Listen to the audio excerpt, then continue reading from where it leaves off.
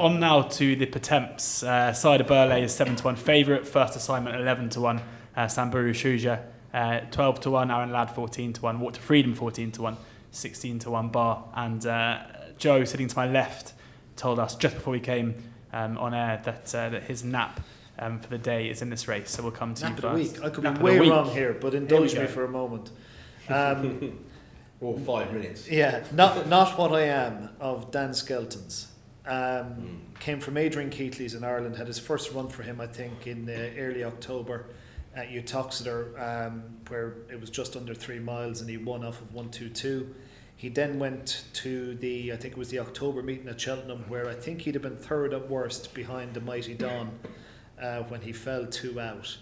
That was off 1:28. He then went back to Uttoxeter and won again, got put up another 7 to 1:35, where he ran at Aintree in December, where he was a respectful third to Midnight Shadow and Chitty Bello over an inadequate 2.5 miles. Midnight Shadow subsequently came out and won the Relkeel, I think it was, on New Year's Day. And Chitty Bello seems to be showing some sign of resurgence. He could be a live player in the county on the Friday. He then ran at Warwick the day OK Corral ran, and I can't remember Warren Greatrex's horse that won the Pertemps trial that day.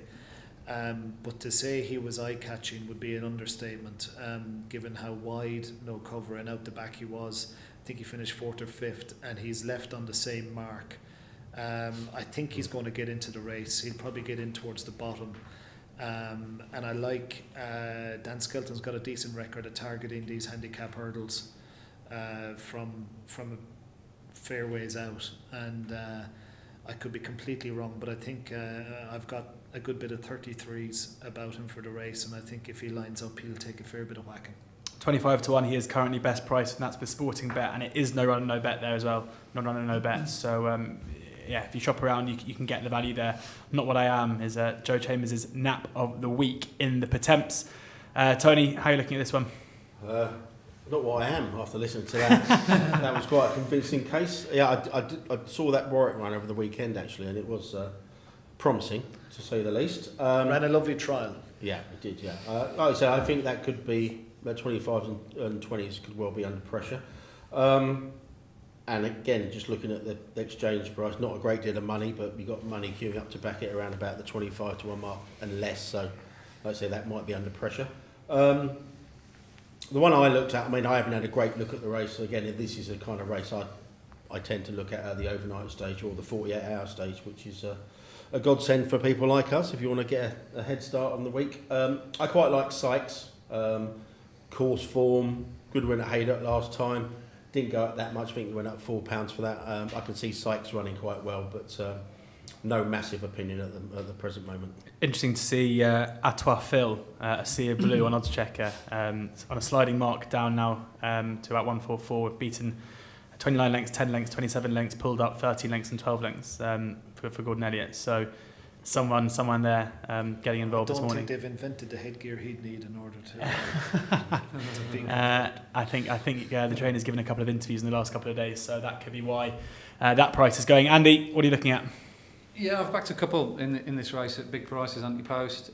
Similar to Joe, I was very taken by the Pertemps qualifier at Leopardstown, which often throws at the winner for this race. I think Glenlow ran eye-catchingly in the race last year and finished second, and lucky second to Delta Work.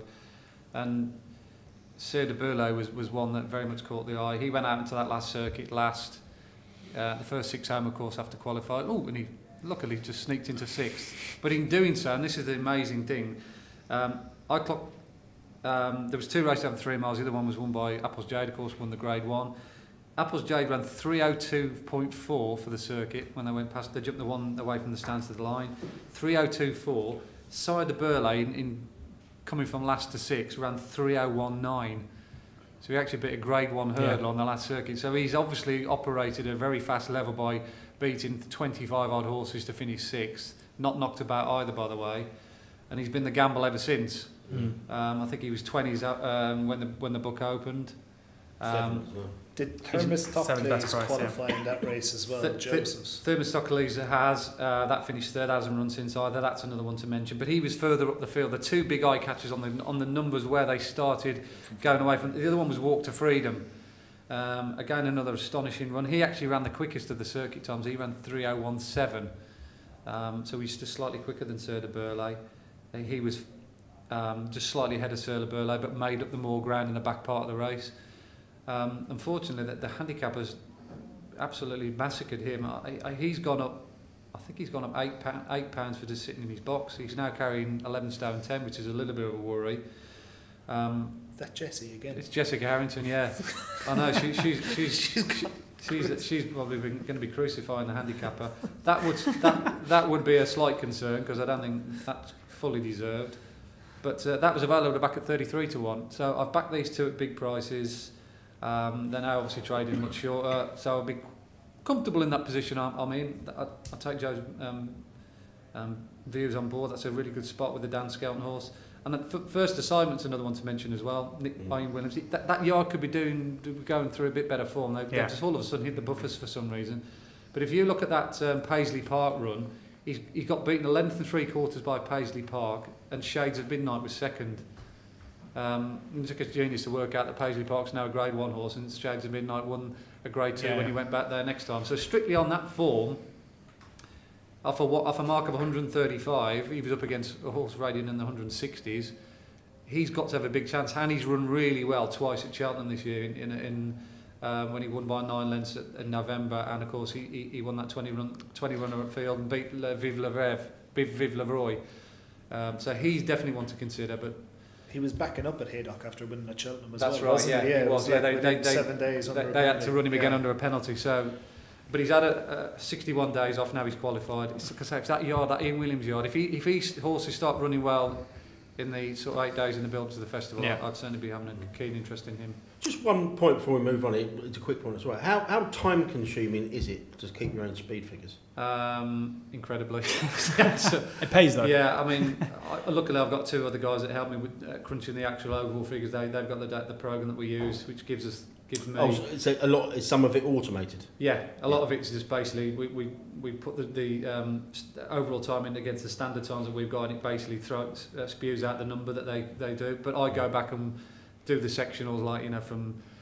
That's the laborious part of it, is doing the circuit times then from 2 out and then going back and doing another one as well. Like with that Sir de Burley and Walk to Freedom, I've had to go back and do one individually, and then I've had to go back and do another one. So that's when it does become time consuming. But it throws up really good nuggets, and it gives me a little bit of an edge that nobody else has looked for. Yeah, well, certainly some good darts there for the Pertemps, and kind of 4 or 5 to choose from between the 3 guys here. So I'll leave it to the listeners to decide who made the most compelling case for their Pertemps tip.